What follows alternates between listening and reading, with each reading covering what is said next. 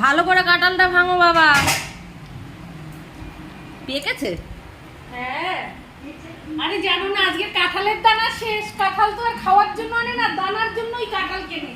ছুরি দিয়ে সার্জারি করছে কাঁঠাল। হ্যাঁ, এবার দানার জন্য কাঁঠালের দানা তো আজকেই শেষ হলো। এত দানা খেতে ভালোবাসে কি আর বলবো, ওর জন্য কাঁঠাল কিনে নিয়ে এসছে। কাঁঠাল ফেলে দেই, দানা খাই। তা দুই একটা কোষ খাই ভালো লাগলে। আর এটার জন্য একদম খাজা কাঁঠাল। দেখো কোষ কি, আহা হা, এই জন্য খাজানা। খাজানা, হ্যাঁ, রসগোল্লা রসগোল্লা। একদম খাজানা খাজানা কে কে খাজানা। খাবে চলে আসো আমাদের বাড়িতে।